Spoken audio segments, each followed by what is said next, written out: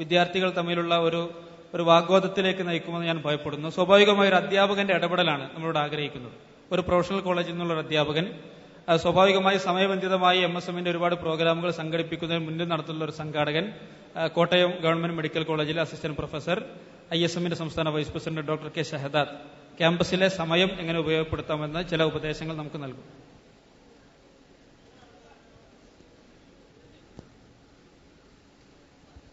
Mic.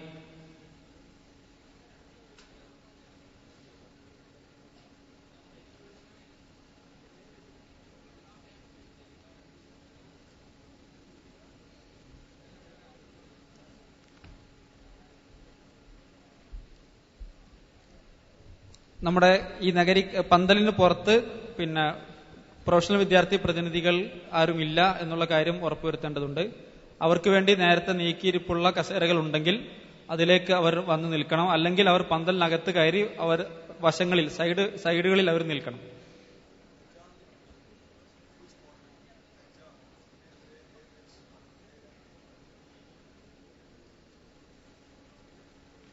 നമ്മുടെ ക്യാമ്പസിനെ ബാധിക്കുന്ന ഒരുപാട് വിഷയങ്ങളിലേക്ക് മുന്നേറുന്ന ഈ ചർച്ചയിൽ വേറെയും അതിഥികൾ നമ്മളെ ഈ ചർച്ചയിൽ ഇപ്പോൾ എത്തിക്കഴിഞ്ഞിട്ടുണ്ട്. അവരുടെ കൂടി ഇടപെടലുകൾ നമ്മൾ പ്രതീക്ഷയോടെ കാത്തിരിക്കുന്നു.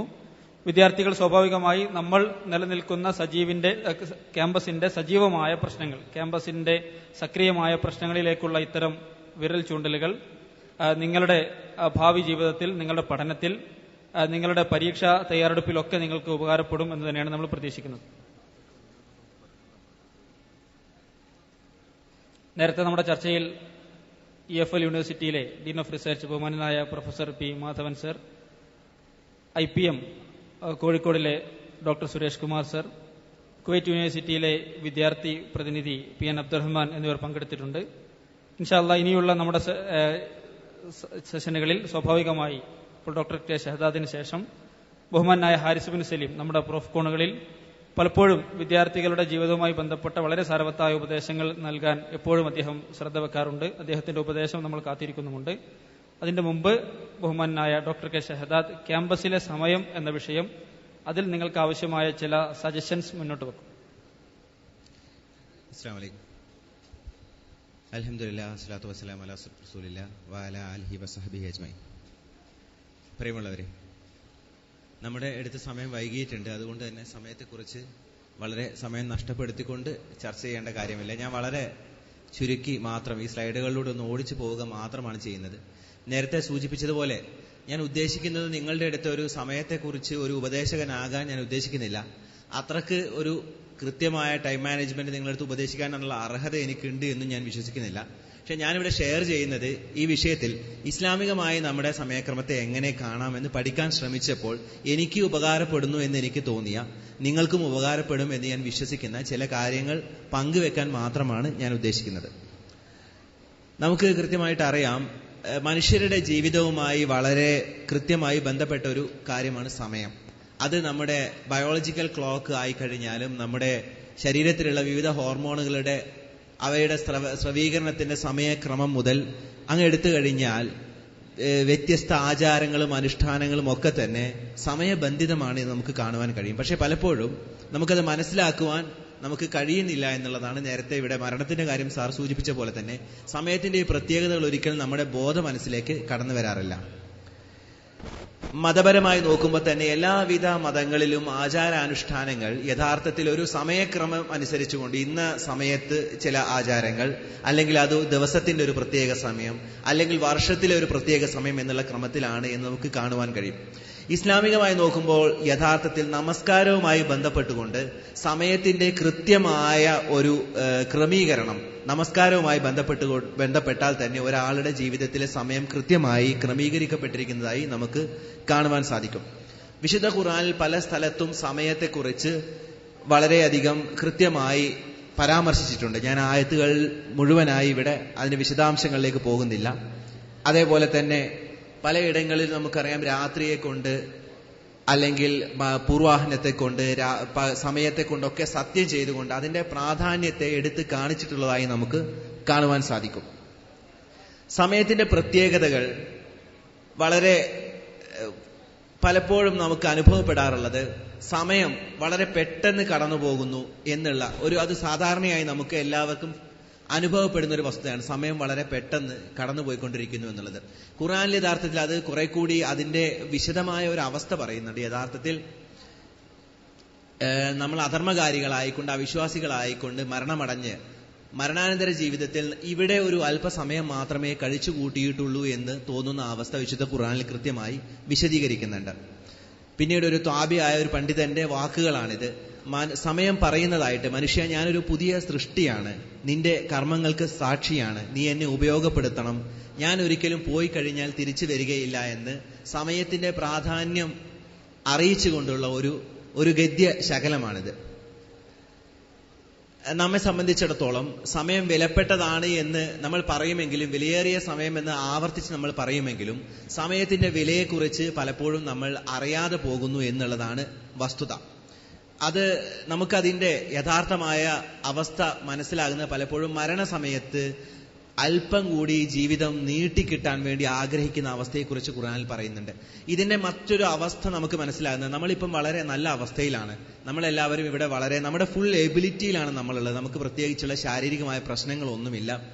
പക്ഷെ നമുക്ക് എന്തെങ്കിലും ഒരു അസുഖം വന്നു കഴിയുമ്പോൾ, അല്ലെങ്കിൽ ഈ അവസ്ഥയിൽ നിന്ന് നമ്മൾ മാറിക്കഴിഞ്ഞ് പെട്ടെന്ന് നമ്മുടെ അവസ്ഥ മാറുമ്പോൾ, ഞാൻ പൊതുവെ എന്റെ പ്രൊഫഷണൽ വൈസ് ആയിക്കൊണ്ട് ഞാൻ സ്പൈനൽ കോഡ് ഇഞ്ചേർഡ് പേഷ്യൻസുമായി അല്ലെങ്കിൽ നട്ടലിന് ക്ഷതമേറ്റ ആളുകളുമായിക്കൊണ്ടാണ് എന്റെ പ്രൊഫഷണൽ വൈസ് ആയിക്കൊണ്ട് ഞാൻ അധികം ഇടപഴകുന്നത്.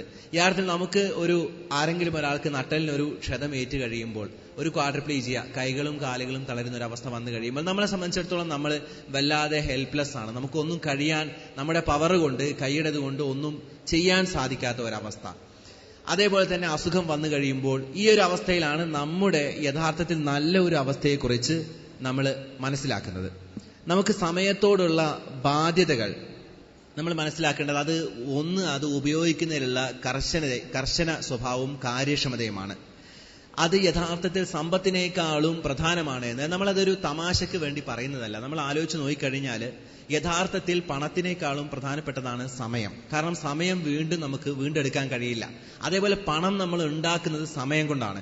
അതുകൊണ്ട് തന്നെ സമയമാണ് പണത്തിനേക്കാളും പ്രധാനം. അപ്പൊ നമ്മൾ മനസ്സിലാക്കേണ്ടത്, നമ്മൾ കില്ലിംഗ് ടൈം എന്ന് പറയുന്ന പോലെ നമ്മൾ സമയം കൊല്ലുന്നത്, വെറുതെ ഇരുന്ന് എങ്ങനെയെങ്കിലും സമയം കളയുക എന്നുള്ളത് യഥാർത്ഥത്തിൽ വലിയ ഒരു കുറ്റകൃത്യം തന്നെയാണ് എന്ന് നമ്മൾ മനസ്സിലാക്കേണ്ടതുണ്ട്. നമ്മുടെ ഒഴിവ് സമയം നേരത്തെ സൂചിപ്പിച്ച പോലെ 2 പ്രധാനപ്പെട്ട അനുഗ്രഹങ്ങളായിക്കൊണ്ടാണ് ഒഴിവ് സമയത്തെയും ആരോഗ്യത്തെയും വിശേഷിപ്പിക്കപ്പെട്ടിട്ടുള്ളത്. ഇത് രണ്ടും പോയി കഴിയുമ്പോഴാണ് നമുക്ക് ഇതിന്റെ വില മനസ്സിലാകുന്നത്. അതേപോലെ തന്നെ ഹദീസിൽ വന്നിട്ടുള്ള 5 അവസ്ഥകളുണ്ട്, 5 അവസ്ഥകൾക്ക് മുമ്പിലുള്ള. അതിൽ ജോലിക്ക് മുമ്പിലുള്ള ഒഴിവ് സമയമാണ് ആ 5 അവസ്ഥകളിൽ ഒന്ന്. നമുക്ക് ഈ ഒഴിവ് സമയം നഷ്ടപ്പെട്ട് കഴിയുമ്പോഴും ആരോഗ്യം നഷ്ടപ്പെട്ട് കഴിയുമ്പോഴാണ് അതിന്റെ വിലയെക്കുറിച്ച് നമ്മൾ സാധാരണ ബോധവാന്മാരാകാറുള്ളത്. ഇത് നമ്മുടെ ടൈം മാനേജ്മെന്റുമായി ബന്ധപ്പെട്ടുകൊണ്ട് പല കൺസെപ്റ്റുകളുണ്ട്, പല രീതിയിലുള്ള പല മെത്തഡോളജികളുണ്ട് ടൈം മാനേജ്മെന്റുമായി ബന്ധപ്പെട്ട്. പക്ഷെ അതിൽ പൊതുവെ ലളിതമായിട്ടുള്ളത്, നമുക്ക് എളുപ്പത്തിൽ മനസ്സിലാക്കാനും എളുപ്പത്തിൽ ചെയ്യാൻ സാധിക്കുന്നതുമായ ഒന്നാണ്. ഇത് US പ്രസിഡന്റ് ആയ ഐസൻഹോവറിന്റെ ഒരു മെത്തഡോളജി ആയിട്ടാണ് ഇത് അറിയപ്പെടുന്നത്. അതിൽ 4 തരത്തിൽ നമുക്ക് കാര്യങ്ങളെ കാണുവാൻ സാധിക്കും. ഒന്ന് അർജന്റ് ഇമ്പോർട്ടന്റ് ആണ്, അർജന്റ് നോട്ട് ഇമ്പോർട്ടന്റ് ആണ്, not urgent important, not urgent not important. ഇങ്ങനെ 4 രൂപത്തിലാണ് നമ്മുടെ മുമ്പിലുള്ള കാര്യങ്ങൾ. ഇപ്പൊ നമ്മളൊരു ചാർട്ടായി ഇത് എഴുതിയിട്ടില്ലെങ്കിൽ തന്നെ നമുക്കൊരു ദിവസത്തിലെ അല്ലെങ്കിൽ നമ്മൾ കുറച്ച് കാലത്തേക്ക് ചെയ്യേണ്ട കാര്യങ്ങൾ ആലോചിച്ച് നോക്കുമ്പോൾ ഈ 4 മേഖലകളിലാണ് അത് വരുന്നത് എന്ന് കാണും. അർജന്റ് ആണ്, ഇമ്പോർട്ടന്റ് ആണ്. നമുക്കറിയാം അർജന്റ് ഇമ്പോർട്ടന്റ് കാര്യങ്ങൾ നമുക്ക് പെട്ടെന്ന് മനസ്സിലാകും, അർജന്റ് ആണ്, ഇമ്പോർട്ടന്റ് ആണ്. അതിന്റെ റിസൾട്ട് ഡു ഇറ്റ് എന്നുള്ളതാണ്, അത് ചെയ്യുക, അത് നമ്മൾ ചെയ്തേ മതിയാകൂ. ചില കാര്യങ്ങൾ അർജന്റ് ആണ്, പക്ഷെ നമ്മളെ സംബന്ധിച്ചിടത്തോളം അത് നോട്ട് ഇമ്പോർട്ടന്റ്, പക്ഷെ അത് ചെയ്യേണ്ടതുണ്ട്. അതുകൊണ്ട് അത് ഡെലിഗേറ്റ് ഇറ്റ്, അത് നമുക്ക് മറ്റൊരാളെ അത് ഏൽപ്പിച്ച് അത് ചെയ്യാവുന്നതാണ്. മറ്റു ചില കാര്യങ്ങൾ നോട്ട് അർജന്റ് ഇമ്പോർട്ടന്റ്, അത് പെട്ടെന്ന് ചെയ്യേണ്ടതില്ല, പക്ഷെ അത് പ്രധാനമുള്ളതാണ്. ഉദാഹരണത്തിന് വ്യായാമം, അല്ലെങ്കിൽ നമ്മൾ കുറച്ചു കാലമായി ദീർഘകാലമായി നമ്മൾ ആവിഷ്കരിച്ച് നടപ്പിലാക്കേണ്ട കാര്യങ്ങളൊക്കെ അർജന്റ് അല്ല, പക്ഷെ വളരെ പ്രധാനപ്പെട്ടതാണ്. അതിന്റെ റിസൾട്ട് അതിനോട് നമ്മൾ സ്വീകരിക്കേണ്ട സമയത്ത് പ്ലാൻ ഇറ്റ് എന്നുള്ളതാണ്. അത് നമ്മൾ പ്ലാൻ ചെയ്യുകയാണ് വേണ്ടത്. 4മത്തത് നമുക്ക് എളുപ്പത്തിൽ മനസ്സിലാകും, not urgent not important. Delay it എന്നാണ് പറയുന്നത്, പക്ഷേ അവോയ്ഡ് ഇറ്റ് എന്നുകൂടി അത് മാറി വായിക്കാമെന്നാണ് എന്റെ അഭിപ്രായം. പക്ഷെ നമുക്ക് മനസ്സിലാക്കേണ്ടത് പലപ്പോഴും നമ്മൾ ക്യാമ്പസിൽ 4ാമത്തെ സ്ക്വയറിലാണ് നമ്മൾ ഇരിക്കുന്നത്. നോട്ട് അർജന്റും നോട്ട് ഇമ്പോർട്ടന്റുമായിട്ടുള്ള സംഗതിയുടെ മുകളിൽ ഇരുന്നുകൊണ്ടാണ് നമ്മൾ ബാക്കി 3 സ്ക്വയറുകളെയും പലപ്പോഴും മറന്നു പോകുന്ന അവസ്ഥ ഉണ്ടാകും. അപ്പൊ ഈ ഒരു 4 കളി നമ്മുടെ മനസ്സിലുണ്ടാകുന്നത് നല്ലതാണ്. പലപ്പോഴും പല ആളുകളും ടൈം ടേബിളുകൾ പല ആളുകളുടെയും ഹോസ്റ്റലൊക്കെ നമുക്ക് കാണാം. അത് ചിലർക്കൊക്കെ അത് ഉപയോഗപ്രദമായിരിക്കും. പക്ഷേ പലപ്പോഴും നമുക്ക് 1:10, 1:15, 1:20, 1:30 എന്നുള്ള നിലക്കുള്ള ടൈം ടേബിളുകൾ പലപ്പോഴും പ്രായോഗികമായിക്കൊള്ളണമെന്നില്ല. ഈ ഒരു സ്ക്വയർ നമ്മുടെ മനസ്സിലുണ്ടെങ്കിൽ നമുക്ക് കുറെ കാര്യങ്ങൾ എളുപ്പത്തിൽ മാനേജ് ചെയ്യാൻ കഴിയും. ഇതിന് ഇസ്ലാമികമായി മറ്റൊരു മാനം, ഇതൊരു ഹദീസിന്റെ അടിസ്ഥാനത്തിലാണ് ഈ ടേബിള്. ഹദീസിന്റെ വാചകങ്ങൾ ഞാനിവിടെ എടുത്തിട്ടില്ല, പക്ഷേ ഈ ടേബിള് ഒരു ഹദീസിന്റെ അടിസ്ഥാനത്തിൽ അതിൽ മനുഷ്യന്റെ സമയത്തെ 4 തന്നെ തിരിക്കുന്നുണ്ട്. അതിലൊന്ന് അള്ളാഹുമായുള്ള സംഭാഷണമാണ്, രണ്ടാമത്തത് സ്വയം വിചാരണയാണ്, മൂന്നാമത്തത് സൃഷ്ടിപ്പിനെ കുറിച്ചുള്ള ചിന്തയാണ്, നാലാമത്തത് ഭക്ഷണപാനീയങ്ങൾ കഴിക്കാൻ വേണ്ടിയാണ്. ഇതിലും ഇതേപോലെ തന്നെ നമ്മൾ ആലോചിക്കേണ്ടത് നമ്മൾ 4ാമത്തെ സ്ക്വയറിലാണ് പലപ്പോഴും ഉള്ളത്. ബാക്കി 3 സ്ക്വയറും നമ്മളോട് മറന്നു പോകുന്നു. ഇവിടെയും നമ്മൾ 4ാമത്തെ സ്ക്വയറിൽ നിന്ന് കയറണം, ബാക്കി സ്ക്വയറുകളിലേക്ക് പോകണം. അതിൽ വളരെ പ്രധാനമാണ് കൺവെർസേഷൻ വിത്ത് അള്ളാഹ് എന്നുള്ളത്. അതേപോലെ സെൽഫ് ഇവാലുവേഷൻ. നമുക്ക് പലപ്പോഴും പറയുവാൻ എളുപ്പമാണെങ്കിലും നമ്മുടെ മനസ്സിൽ നിന്ന് നമ്മൾ മറന്നു പോകുന്നതാണ് സെൽഫ് ഇവാലുവേഷൻ എന്നുള്ള ഒരു കാര്യം. അത് പലപ്പോഴും നമുക്ക് കുറച്ച് കഴിയുമ്പോൾ നമ്മൾ മറക്കും, പിന്നെ നമുക്കത് ഇഷ്ടമില്ലാതാകും. പിന്നെ ആരെങ്കിലും സൂചിപ്പിച്ചാൽ പോലും ഒരു ഇവാലുവേഷൻ എന്നുള്ള പാട്ടിനെ നമ്മൾ വെറുക്കുന്നിടത്തേക്ക് എത്തും. യഥാർത്ഥത്തിൽ 4 അവസ്ഥകൾ ഉണ്ട് എന്നാണ്. ആ ആയത്തുകളുടെ നമ്പറുകൾ ഞാൻ ഇവിടെ കൊടുത്തിട്ടുണ്ട്. ഞാൻ വിശദാംശങ്ങളിലേക്ക് പോകുന്നില്ല. അനുഗ്രഹങ്ങളിൽ മനുഷ്യൻ കാണിക്കേണ്ട നിലപാട്, പരീക്ഷണങ്ങളിൽ മനുഷ്യൻ കാണിക്കേണ്ട നിലപാട്, അതേപോലെ അള്ളാഹുവിനെ അടിപ്പെട്ട് ജീവിക്കുന്ന ഒരു സമയം, അതേപോലെ പാപം ചെയ്യുന്ന ഒരു അവസ്ഥ.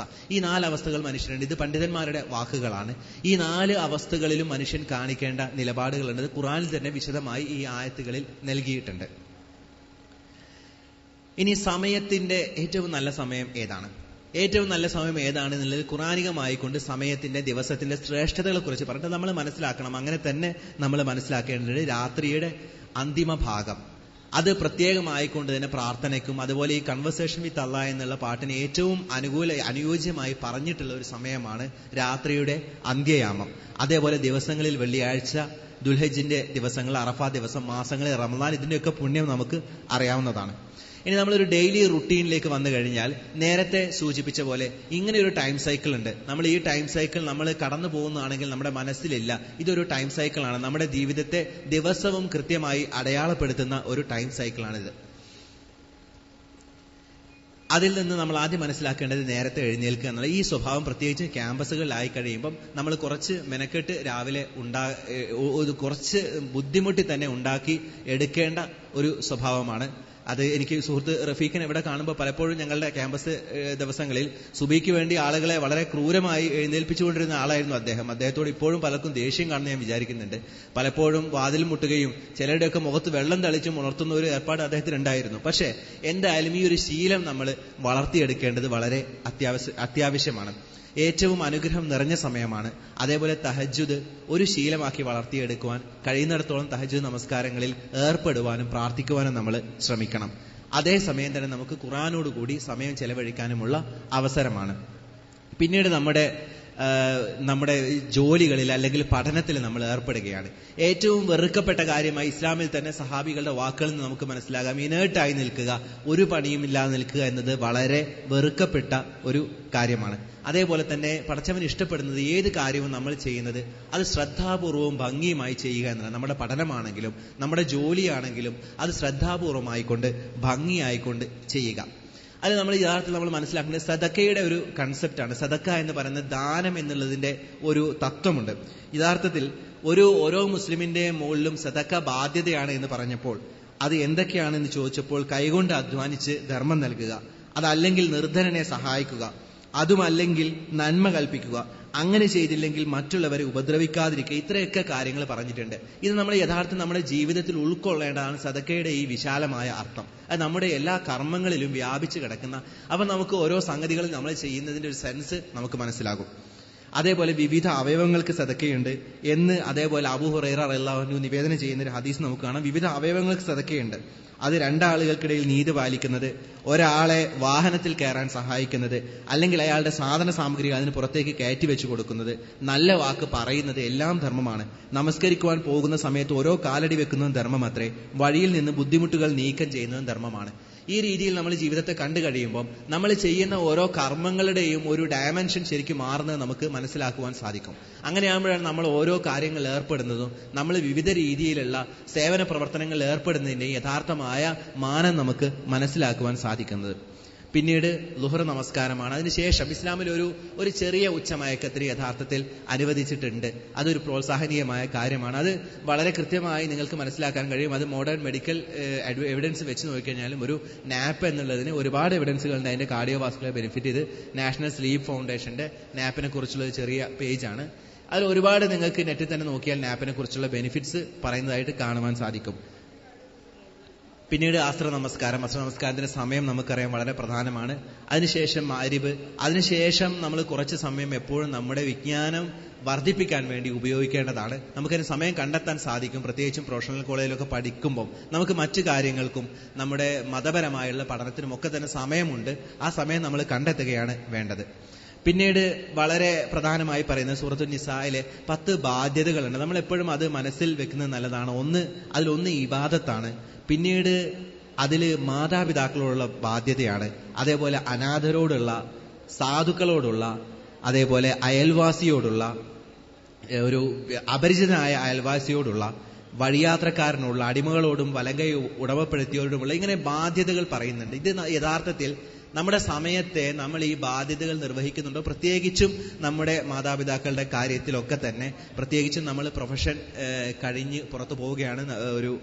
നിങ്ങളുടെ അടുത്ത് പറയുമ്പോൾ ഒരുപക്ഷെ നിങ്ങൾക്ക് ഓർക്കാം, നിങ്ങൾ കുറച്ച് വർഷം കഴിയുമ്പോൾ നിങ്ങൾ വീണ്ടും ഓർക്കുക, ഇന്നത് കേട്ട് മാതാപിതാക്കളെ കുറിച്ച് കേട്ടപ്പോൾ നിങ്ങൾ മാതാപിതാക്കളോട് എടുത്തുകൊണ്ടിരിക്കുന്ന നിലപാട് എന്താണെന്ന് വെറുതെ നിങ്ങളൊരു 5 or 6 വർഷം കഴിഞ്ഞ് നിങ്ങളുടെ പ്രൊഫഷൻ കഴിഞ്ഞ് ഒരു കുടുംബമായി കഴിയുമ്പോൾ നിങ്ങൾ വെറുതെ ചിന്തിക്കുക, എന്താണ് നിങ്ങൾ എടുത്തിട്ടുള്ള നിലപാട് എന്ന്. അതുകൊണ്ട് നമ്മൾ ചെയ്യേണ്ടത് നമ്മുടെ ബാധ്യതകൾ നമ്മൾ നിർവഹിക്കുക, അള്ളാഹുവിലുള്ള പ്രതീക്ഷ നിലനിർത്തുക, പ്രാർത്ഥിക്കുക.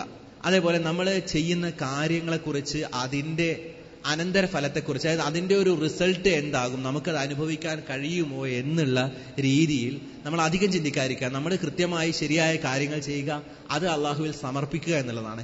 അന്ത്യസമയം ആകുമ്പോൾ പോലും, അന്ത്യസമയം ആണെന്ന് അറിഞ്ഞാൽ പോലും ഒരു ചെടി ഒരാളുടെ കയ്യിലുണ്ടെങ്കിൽ അയാൾ അത് കുഴിച്ചിടട്ടെ എന്നുള്ളതാണ്. അത് അപ്പോൾ എന്ത് കാര്യം എന്ന് ആലോചിക്കുകയല്ല, നേരെ മറിച്ച് ആ കർമ്മം ചെയ്യുക എന്നുള്ളതാണ്. ഈ ഒരു ആറ്റിറ്റ്യൂഡ് നമുക്ക് നമ്മുടെ ജീവിതത്തിൽ ഉണ്ടാകണം. അതേപോലെ തന്നെ നമ്മുടെ ഇവാലുവേഷൻ എന്നുള്ളത് നമുക്ക് അറിയാവുന്ന ഉമർ അല്ലാഹുവിന്റെ പ്രശസ്തമായ വാചകമാണ് ഹാസിബു ഖബ്ല അൻ തുഹാസിബു എന്നുള്ളത്.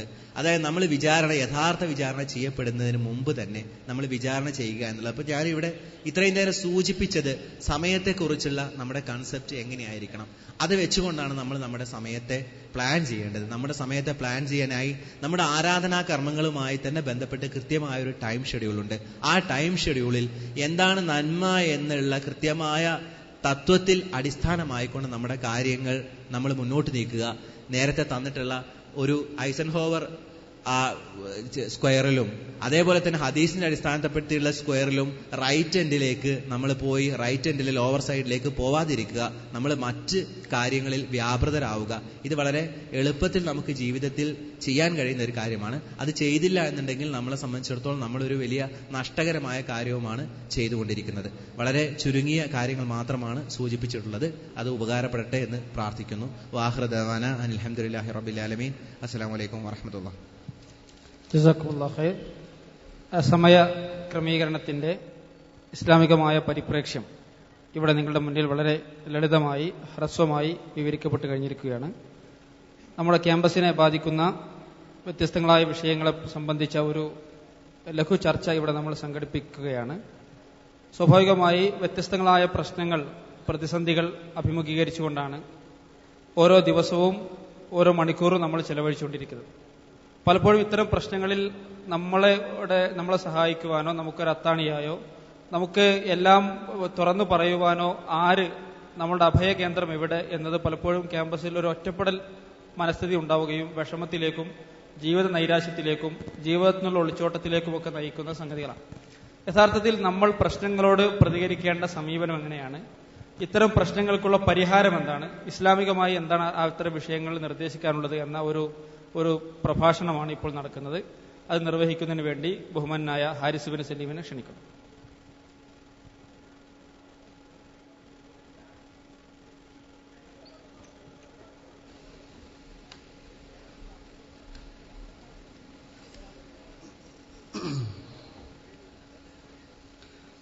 അസ്സലാമു അലൈക്കും വറഹ്മത്തുള്ളാഹി. ബിസ്മില്ലാഹിർ റഹ്മാനിർ റഹീം. അൽഹംദുലില്ലാഹ് അല്ലദീ ഹദാനാ ലിഹാദാ വമാ കുന്നാ ലിനഹ്തദിയ ലൗലാ അൻ ഹദാനല്ലാഹ്.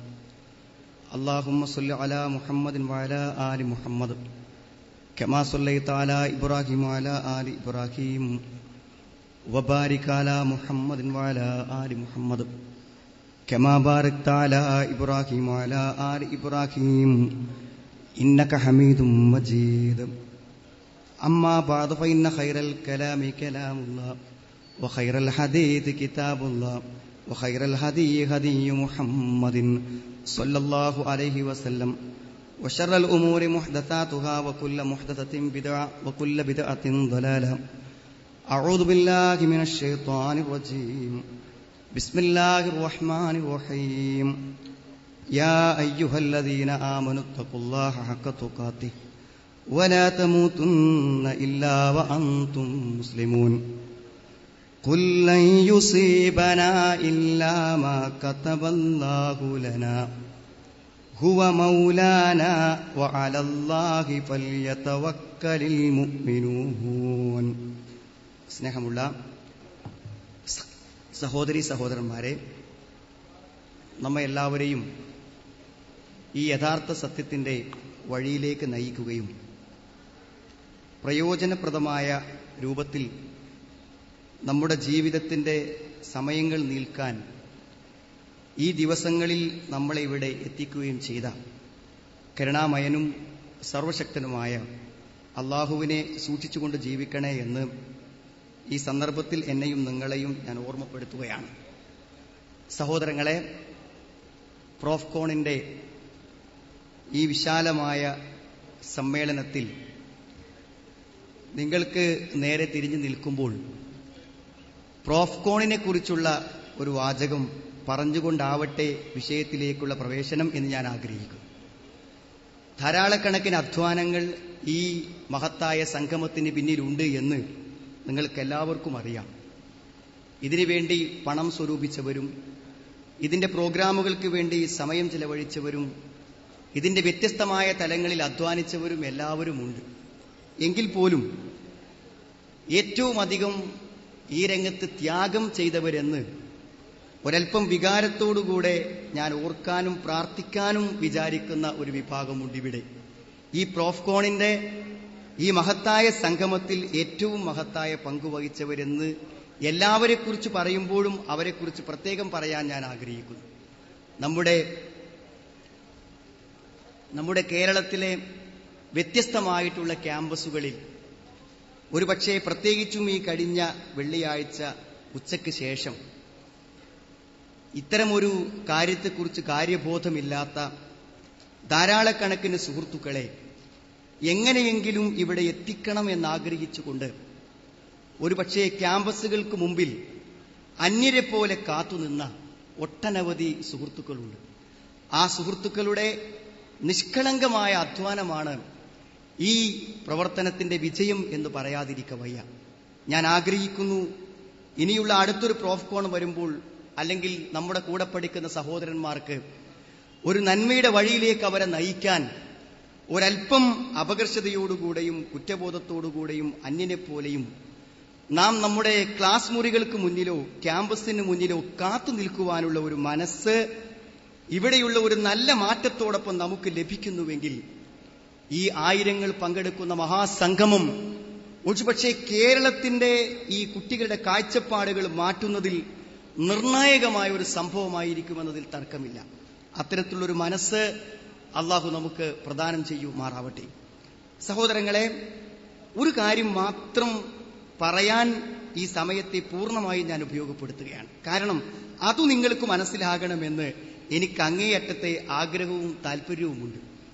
ഒരുപക്ഷെ ഇത്രയും നിറഞ്ഞ ഒരു സദസ്സിൽ നല്ല ചർച്ചകൾ നടക്കുമ്പോഴും മനസ്സുകൾ അശ്രദ്ധമായി പോകുന്നവരും ഇവിടെ ഏകാഗ്രമാക്കാൻ സാധിക്കാത്തവരും നമ്മുടെ കൂട്ടത്തിലുണ്ടാവാം.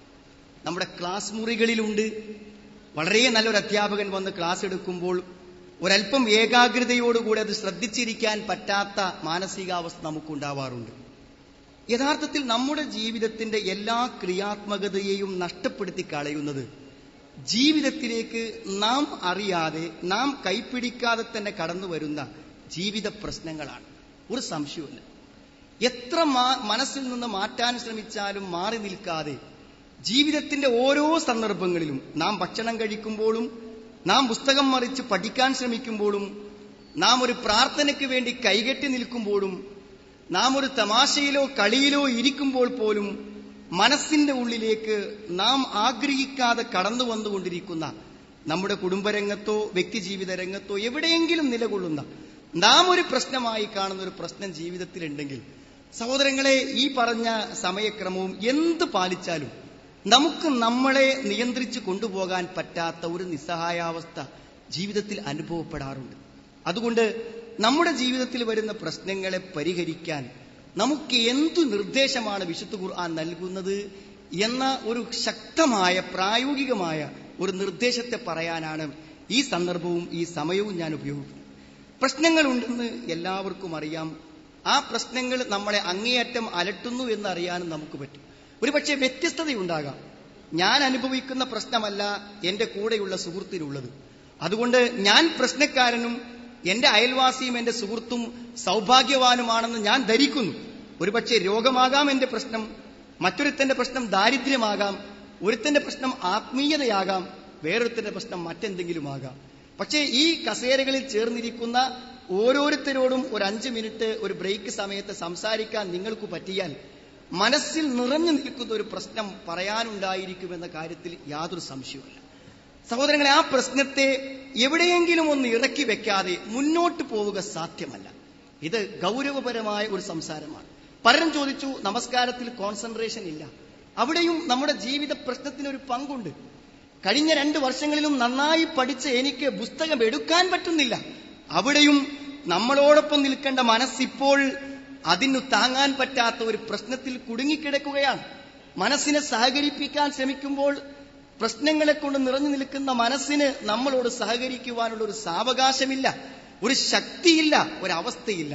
അതുകൊണ്ട് നമ്മുടെ മനസ്സിന്റെ പ്രശ്നത്തെ തൽക്കാലം ഒരിടത്ത് ഇറക്കി വെച്ചതിന് ശേഷം മാത്രമേ നമുക്ക് നമ്മുടെ ജീവിതത്തിൽ എവിടെയും മുന്നോട്ട് പോകാൻ പറ്റുള്ളൂ. ഇവിടെ ഒരു ഗൈഡൻസ് സെന്റർ നടന്നുകൊണ്ടിരിക്കുന്നത് നിങ്ങൾക്കറിയാം.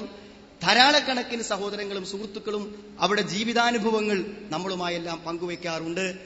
ഇന്ന് വളരെ ചെറിയ പ്രായം അധികമാവാത്ത, നിങ്ങളുടെ പ്രായമില്ലാത്തൊരു സുഹൃത്ത് ഇവിടെ വരികയും ഒരുപക്ഷെ ജീവിതത്തിൽ താൻ അനുഭവിക്കുന്ന പിരിമുറുക്കങ്ങൾക്ക് പ്രോഫ്കോണിന്റെ സംസാരങ്ങൾ ഒരു ആശ്വാസമാകുമെന്ന് വിചാരിച്ചിട്ടായിരിക്കാം ചൊവ്വാഴ്ച നടക്കേണ്ട ഒരു പബ്ലിക് ഗവൺമെന്റ് നടക്കുന്ന എക്സാമിന്റെ സമയത്ത് പോലും പഠിക്കണമെന്ന് ആഗ്രഹമുണ്ടായിട്ടും ജീവിതത്തിന്റെ പ്രശ്നത്തിനൊരു പരിഹാരം കാണാൻ പ്രോഫ്കോണിന്റെ ക്ലാസുകൾക്ക് പറ്റിയാലോ എന്ന് വിചാരിച്ച് ഇവിടെ വന്നു ഒരു സുഹൃത്ത് ഈ ഗൈഡൻസ് സെന്ററിൽ വരികയും ചെയ്തു. ഞാൻ ഓർക്കുന്നു, ആ ഒരു ചെറിയ 18 വയസ്സുകാരന്റെ മനസ്സിലും നീറി നിൽക്കുന്ന ഒരു പ്രശ്നത്തെ പരിഹരിക്കാതെ ചൊവ്വാഴ്ചയിൽ ഹാൾ ടിക്കറ്റുമായി പരീക്ഷാ ഹാളിലേക്ക് പോകാൻ അവന്റെ മനസ്സ് വഴങ്ങുന്നില്ല എന്നത് അവന്റെ മാത്രം പ്രശ്നം, നമ്മളെല്ലാവരുടെയും പ്രശ്നമാണ്. സുഹൃത്തുക്കളെ, 2 തലത്തിൽ ഈ പ്രശ്നങ്ങൾ നമ്മളെ അലട്ടുന്നുണ്ട്. ഒന്ന്, ഞാൻ ഈ പറഞ്ഞ പോലത്തിൽ വീട്ടിൽ പ്രശ്നം ഉണ്ടാകാം, വാപ്പയും ഉമ്മയും തമ്മിൽ പ്രശ്നമായതുകൊണ്ട് ആത്മഹത്യ ചെയ്ത ഒരു സുഹൃത്തിന്റെ മുഖം കഴിഞ്ഞ ദിവസം പത്രത്തിൽ നിങ്ങൾ വായിച്ചിട്ടുണ്ടായിരിക്കും. 8ാം ക്ലാസ്സിൽ പഠിക്കുന്ന ഒരു പെൺകുട്ടി തന്റെ മാതാവ് മറ്റൊരുത്തന്റെ കൂടെ പോയി തനിക്ക് മാതാവും പിതാവുമില്ലാത്ത അവസ്ഥ വന്നപ്പോൾ വിഷവുമായി സ്കൂളിൽ വന്ന് വിഷം കഴിച്ച് ആത്മഹത്യ ചെയ്തത് അടുത്ത ദിവസങ്ങളിൽ നേർക്ക് നേരെ എന്റെ മോളുടെ ക്ലാസ്സിൽ പഠിക്കുന്ന കുട്ടിയുടെ അനുഭവം എന്റെ മോൾ തന്നെ കണ്ണിൽ വെള്ളം നിറച്ച് പറഞ്ഞത് എനിക്കറിയാൻ പറ്റും. നമുക്ക് പരിഹരിക്കാൻ പറ്റാത്ത പ്രശ്നങ്ങൾ കുടുംബത്തിൽ നടന്നുകൊണ്ടിരിക്കുന്നുണ്ട്. അത് നമ്മുടെ പഠനത്തെയും ജീവിതത്തെയും ബാധിക്കുന്നുണ്ട്. അതോടൊപ്പം തന്നെ നമ്മുടെ ആത്മീയ ജീവിതത്തിൽ. പക്ഷെ ആ പ്രശ്നമാണ് ഞാൻ ഏറ്റവും വലുതായിട്ട് കാണുന്നത്. അതായത് ഒരു ഭയങ്കരമായ മനസ്സാക്ഷി കുത്തും കുറ്റബോധവും നിറഞ്ഞു നിൽക്കുന്ന ആളുകൾ. ഞാനൊരു നല്ലവനായി ജീവിക്കണമെന്ന് ആഗ്രഹിച്ചവനാണ്. ഒരിക്കലും എന്റെ മനസ്സാക്ഷിക്ക് വിരുദ്ധമായി പ്രവർത്തിക്കില്ലെന്ന് ഞാൻ വിചാരിച്ചു. പക്ഷെ ഞാൻ ഈ രംഗത്തൊക്കെ എത്തിച്ചേർന്നിട്ടും എനിക്ക് പറ്റുന്നില്ല. അങ്ങനെ വിചാരിച്ച് മാനസികമായ വിഷമം ഉണ്ടായവരും മാനസികമായ ഭ്രംശം സംഭവിച്ചവരുമുണ്ട്. ഒരുപക്ഷെ ഇന്ന് ആളുകളെ ഈ പ്രോഫ്കോണിനെ തെറ്റിദ്ധരിക്കത്തക്ക വിധത്തിലുള്ള പലപ്പോഴും സംസാരങ്ങൾ നാടുകളിൽ നടന്നുകൊണ്ടിരിക്കുന്നു. നിങ്ങൾ കേട്ട് കാണും, എന്ത് ആത്മീയമായ രംഗത്തേക്ക് കുട്ടികളെ കൊണ്ടുപോയി മാനസിക രോഗികളാക്കുന്നു എന്ന ഒരു ആക്ഷേപം പലപ്പോഴും പറഞ്ഞു കേൾക്കാറുണ്ട്. നാം ചിന്തിക്കണമെന്ന് വെച്ചാൽ ആത്മീയതയെ ശരിയായ രൂപത്തിൽ മനസ്സിലാക്കി മനസ്സമാധാനത്തോടും സന്തോഷത്തോടെയും സ്വർഗം തുല്യമായി ജീവിക്കുന്ന 10,000 ഇവിടെയുണ്ട് സഹോദരങ്ങളെ. ജീവിതത്തിന്റെ 1000 പ്രശ്നങ്ങളെ ഇറക്കി വെച്ച് മനസ്സമാധാനത്തോടെ പ്രോഫ്കോണിന്റെ പന്തലുകളിൽ നിന്ന് ഇറങ്ങിപ്പോയ ആയിരക്കണക്കിന് ആളുകൾക്ക് മൈക്ക് കൊടുത്താൽ മണിക്കൂർ നേരം അനുഭവം പറയാനുണ്ട്. പിന്നെ എന്തേ മതപരമായ രംഗത്തേക്ക് വന്നപ്പോൾ മാനസിക പ്രശ്നം ഉണ്ടായത്? മതപരമായ രംഗത്തേക്ക് വന്നപ്പോൾ അതെനിക്ക് പാലിക്കാൻ കഴിയുന്നില്ലല്ലോ എന്ന കുറ്റബോധം ചില ആളുകളെ മാനസികമായി തളർത്തിയിട്ടുണ്ട്. തെറ്റായ ചില വിചാരങ്ങളും അതിന് കാരണങ്ങളായിട്ടുണ്ടായിരിക്കാം. യഥാർത്ഥത്തിൽ ഏതൊരു പ്രശ്നത്തിന്റെയും പരിഹാരം എന്ന് പറഞ്ഞാൽ 2 നിലക്കാണ്. ഒന്ന്, എനിക്ക് പറയാനുള്ളത്, നമുക്ക് ചെയ്യാൻ കഴിയുന്നത് നമ്മൾ ചെയ്യണം. നമുക്ക് ചെയ്യാൻ കഴിയുന്നത് നമ്മൾ ചെയ്തത് കൊണ്ട് മാത്രമേ നമുക്കൊരു പ്രശ്നം പരിഹരിക്കാൻ പറ്റുള്ളൂ. ഇന്ന് എന്റെ സുഹൃത്ത് പറഞ്ഞ ഈ വിഷമത്തിന്റെ വേണമെങ്കിൽ ഒരു ഉദാഹരണമായി എടുത്താൽ നിങ്ങൾക്ക് പെട്ടെന്ന് മനസ്സിലാവും. ചെറുപ്പത്തിൽ തന്നെ വാപ്പയും ഉമ്മയും മരിച്ചുപോയി. കുടുംബത്തിൽ അംഗങ്ങളിൽ ഏറ്റവും ഇളയ ആളാണ്. പഠനം നടത്തിക്കൊണ്ടിരിക്കുകയാണ്. സ്വന്തം വീടല്ലാത്തൊരു വീട്ടിലാണ് താമസിക്കുന്നത്. ആ താമസത്തിന്റെ പ്രതിസന്ധികളും പ്രയാസങ്ങളും അവൻ അലട്ടിക്കൊണ്ടിരിക്കുന്നുണ്ട്. അതിലുപരി അവന്റെ ഏറ്റവും വലിയൊരു പ്രശ്നം എന്താണെന്ന് വിചാരിച്ചാൽ, അവന്റെ ഉമ്മയുടെയും വാപ്പയുടെയും സ്വത്തായി ഇന്ന് നിലനിൽക്കുന്ന ഒരു വീടും പറമ്പും വിറ്റു പോകരുതെന്ന് ഉമ്മയുടെ അന്ത്യമൊഴിയിലുണ്ട്. പക്ഷെ അത് വിറ്റു പോകരുതെന്ന് പറഞ്ഞെങ്കിലും ജ്യേഷ്ഠന്മാരും ജ്യേഷ്ഠത്തിമാരും ഒക്കെ അത് നിരന്തരമായി അത് കിട്ടണം എന്നാവശ്യപ്പെട്ടുകൊണ്ട് വന്നുകൊണ്ടിരിക്കുന്നു. ഒരുപക്ഷെ ഈ ഇളം പ്രായത്തിലും ആ വീടിനുണ്ടായിരുന്ന മുഴുവൻ ലോണും പഠനത്തിന്റെ ഇടയ്ക്ക് അധ്വാനിച്ച് അവൻ വീട്ടിൽ കഴിഞ്ഞിട്ടുണ്ട്. ഇനി എന്താണ് പ്രശ്നപരിഹാരം? ഒരു 10-20 ലക്ഷം വരുന്ന ഒരു സ്വത്ത് നിലനിർത്താൻ ഈ ഒരു ഇളം പ്രായത്തിൽ എനിക്ക് സാധിക്കണം എന്നവൻ വിചാരിച്ചാൽ നടക്കുന്ന ഒരു കാര്യമല്ലല്ലോ സഹോദരങ്ങളെ. അവൻ അറിയാത്ത കാര്യങ്ങളുണ്ട്. നമുക്ക് ചെയ്യാൻ പറ്റുന്ന കാര്യം നാം ചെയ്യാൻ അറിയുന്നവരോട് അന്വേഷിക്കുകയും അറിയുകയും ചെയ്യേണ്ടതുണ്ട്. എന്താണ് അവന്റെ പ്രശ്നം? ഒന്നുമില്ല, വാപ്പയമ്മയും മരിച്ചു പോയാൽ ആ സ്വത്ത് എല്ലാവർക്കും അവകാശപ്പെട്ടതാണ്. ആ അവകാശം ആർക്കൊക്കെയുണ്ടോ ആ അവകാശം വീതിച്ചു കൊടുക്കുക, അത് മാത്രമേ പരിഹാരമുള്ളൂ. അത് ചെയ്യേണ്ട അടിസ്ഥാനപരമായ ഒരു നിയമം. ആ സ്വത്ത് തലമുറകളോളം കാത്തു സൂക്ഷിക്കാനോ അത് തനിക്ക് കിട്ടാനോ സംരക്ഷിക്കാനോ ഒരുത്തൻ വിചാരിച്ചാൽ നടക്കുന്ന ഒരു കാര്യമല്ല, സാമ്പത്തിക ശേഷിയില്ലെങ്കിൽ. അത് പറഞ്ഞു കൊടുക്കുമ്പോൾ ആ ലളിതമായ ഉത്തരത്തിൽ അവൻ സംതൃപ്തനാണ്. പ്രായോഗികമായ അറിവില്ലായ്മ പലപ്പോൾ നമുക്ക് വരാം. എന്നാൽ സഹോദരങ്ങളെ, ചെയ്യാൻ കഴിയുന്ന കാര്യം, അതുകൊണ്ടാണ് നബി സ്വല്ലല്ലാഹു അലൈഹി വസല്ലം പറഞ്ഞത്, ഒട്ടകത്തെ കെട്ടണം. ഒട്ടകത്തെ കെട്ടാതെ ഒട്ടകം നഷ്ടപ്പെട്ടു പോകുമോ എന്ന് ആശങ്കപ്പെടുന്നതിൽ അർത്ഥമില്ല. നമുക്ക് ചെയ്യാവുന്ന കാര്യം നാം ചെയ്തിരിക്കണം. പലപ്പോഴും പല കാര്യങ്ങളും വരുമ്പോൾ പഠിക്കുന്നതിനെക്കുറിച്ച് പരാതിപ്പെടുന്ന ആളുകൾ തനിക്ക് കഴിയാവുന്ന രൂപത്തിൽ പഠിക്കാൻ ഒരു ശ്രമം നടത്തിയില്ല. സഹോദരങ്ങളെ, ആത്മീയമായ ജീവിതത്തിൽ സൂക്ഷ്മത പാലിക്കണമെന്ന് ആഗ്രഹിക്കുന്നവരും അതിന്റെ അതിർവരമ്പുകളെ പാലിക്കുവാൻ അവർ തയ്യാറായില്ല. എന്തിനു മാത്രം എന്ന് വെച്ചാൽ, ഏറ്റവും മിനിമം ചെയ്യേണ്ട ഒരു നമസ്കാര കാര്യങ്ങൾ പോലും കൃത്യതയോടെ അനുഷ്ഠിക്കുവാൻ മനസ്സു കാണിക്കാതെ നമ്മൾ അതിൽ വേവലാതിപ്പെടുന്നതിൽ എന്താ അർത്ഥമാണുള്ളത്? അതുകൊണ്ട് നമുക്ക് ചെയ്യാൻ കഴിയുന്ന കാര്യങ്ങളെ കൃത്യതയോടുകൂടെ ചെയ്യുകയും നമുക്കറിയാത്ത കാര്യങ്ങളെ അന്വേഷിക്കുകയും ചെയ്യുക, അത് മനസ്സിലാക്കിയതനുസരിച്ച് പ്രവർത്തിക്കുവാനുള്ള ശ്രമം നമ്മളെ സംബന്ധിച്ചിടത്തോളം വേണം. ഒരു വിശ്വാസിയെ സംബന്ധിച്ചിടത്തോളം ഒരു പ്രശ്നത്തിന്റെ വിഷമം അനുഭവിക്കേണ്ടി വരില്ലെന്ന് ഞാൻ പറഞ്ഞാൽ അത് ശരിയായിരിക്കും എന്ന് വിശ്വസിക്കുന്നു. മുഅ്മിൻ എന്ന് പറഞ്ഞാൽ തന്നെ ആ വാക്കിന്റെ അർത്ഥം നിർഭയന്നാണ്. പേടില്ല സഹോദരങ്ങളെ. നമ്മൾ എന്തിനു ഭയപ്പെടണം? നിങ്ങളൊന്ന് ചിന്തിച്ചു നോക്കൂ. നിങ്ങൾ ഈ മഹാപ്രപഞ്ചം അത് എത്രമാത്രം സങ്കീർണമാണ്, ചിന്തിച്ചാൽ അറ്റമില്ലാത്തൊരു കാര്യമാണ്. ഈ കോടിക്കണക്കിന് ഗോളങ്ങളെയും ഗ്രഹങ്ങളെയും വളരെ കൃത്യതയോടുകൂടെ ചലിപ്പിച്ചുകൊണ്ടിരിക്കുന്ന, ഒരിക്കലും മരണമില്ലാത്ത ഈ പ്രപഞ്ചത്തിന്റെ നാഥൻ എന്റെ സംരക്ഷകനാണെന്ന ബോധമാണ് ഒരു വിശ്വാസിയായപ്പോൾ എനിക്കുണ്ടായതെങ്കിൽ ഏതെങ്കിലും അർത്ഥത്തിൽ ഞാൻ ആശങ്കപ്പെടേണ്ട ഒരു ആവശ്യമുണ്ട്? ഒരു നിലക്കും ഞാൻ ആശങ്കപ്പെടേണ്ട ആവശ്യമില്ല. ആ പടച്ച തമ്പുരാൻ എന്നെ ഏറ്റെടുക്കും എന്ന ആത്മവിശ്വാസമുള്ള ഒരാളെ സംബന്ധിച്ചിടത്തോളം ജീവിതത്തിൽ എന്താണ് ഭയപ്പെടാനുള്ളത്? ഒരു കാര്യത്തിലും ഭയപ്പെടാൻ അവനെ സംബന്ധിച്ചിടത്തോളം അല്ല. പക്ഷെ ആ ഒരു ബോധം, വിശ്വാസം കൂടെ നമുക്കുണ്ടായിത്തീരുക എന്നത് ഏറ്റവും പ്രധാനപ്പെട്ട കാര്യം. നമുക്ക് ചെയ്യാവുന്ന കാര്യം നമ്മൾ ചെയ്ത് പടച്ചവനെ ഏൽപ്പിക്കുന്നതോടുകൂടെ നമ്മളെ സംബന്ധിച്ച് നമ്മുടെ മനസ്സിലാ ഭാരമില്ല. എന്ത് കാര്യത്തിന്? ഒരു പരീക്ഷന്റെ കാര്യമാണെങ്കിൽ പരീക്ഷയെ സംബന്ധിച്ചിടത്തോളം നമുക്ക് ചെയ്യാനുള്ള കാര്യങ്ങൾ ചെയ്തതിന് ശേഷം പിന്നെയും ആശങ്കപ്പെടുകയും ബേജാറാവുകയും ചെയ്യുമ്പോൾ പലപ്പോഴും നമ്മുടെ നിയന്ത്രണം നമ്മുടെ അടുക്കലല്ലാതെ പോകുന്നതാണ്. എന്തുകൊണ്ട് പടച്ച തമ്പുരാനിൽ കാര്യങ്ങൾ ഏൽപ്പിക്കാം എന്നതിന് അള്ളാഹു തന്നെ പറയുന്ന ന്യായങ്ങൾ, വതവക്കൽ അലൽ ഹയ്യിൽ ലദീ ലാ യമൂത്ത് വസബ്ബിഹ് ബിഹംദിഹി വകഫാ ബിഹി ബിദുനൂബി ഇബാദിഹി ഖബീറാ. വതവക്കൽ അലൽ ഹയ്യിൽ ലദീ ലാ യമൂത്ത്. ഒരിക്കലും മരിക്കാത്തവരിൽ നീ വരവേൽപ്പിച്ചുകൊള്ളുക. ഒരിക്കലും മരിക്കാതെ എന്നും ജീവിച്ചിരിക്കുന്നവൻ. ഏത് പ്രതിസന്ധിയിലും വിളിച്ചാൽ സഹോദരങ്ങളെ, നമ്മുടെ ആവശ്യങ്ങൾ കേൾക്കാനും പരിഹരിക്കാനും കാത്തു നിൽക്കുന്നവനാണ് പടച്ചവൻ. അവനെക്കുറിച്ച് അവനെല്ലാം അറിയുകയും മനസ്സിലാക്കുകയും ചെയ്യുന്നവനാണ്. ശരിയാന്ന് എനിക്കറിയില്ല, പക്ഷെ ഒരു സുഹൃത്ത് സത്യസന്ധമായി പറഞ്ഞു, ചിലപ്പോൾ ധാരണയാകാം, തെറ്റിദ്ധാരണയാവാം, ആരെയും തെറ്റിദ്ധരിപ്പിക്കാനല്ലെങ്കിലും ആ ഉദാഹരണം ഇവിടെ യോജിക്കുമെന്ന് ഞാൻ വിചാരിക്കുന്നു. ഒരു ഹെർണിയയുടെ ഓപ്പറേഷന് വേണ്ടി തിയേറ്ററിലേക്ക് കൊണ്ടുപോവുകയാണ്. അപ്പോൾ ആദ്യത്തെ ഓപ്പറേഷന്റെ നടപടിക്രമങ്ങൾ കണ്ടപ്പോൾ സുഹൃത്തിനൊരു സംശയം, ഈ നമ്മുടെ മെഡിക്കൽ ഉദ്യോഗസ്ഥന്മാർക്ക് തന്റെ ഭാഗം മാറിപ്പോഴും ഇടതുഭാഗത്തുള്ള ഹെർണിയയ്ക്ക് വലതുഭാഗത്താണോ ഓപ്പറേഷന്റെ ഒരുക്കങ്ങൾ നടക്കുന്നത് എന്നൊരു ചെറിയ സംശയം. അപ്പൊ സംശയം വന്നപ്പോൾ സ്വാഭാവികമായും സംശയം അനസ്തേഷ്യക്ക് മുമ്പായതുകൊണ്ട് ചോദിച്ചപ്പോൾ പിന്നീട് അവന്റെ അനുഭവത്തിൽ പറയുന്നത് അതേത് ഭാഗത്താണോ അവിടേക്ക് നീങ്ങി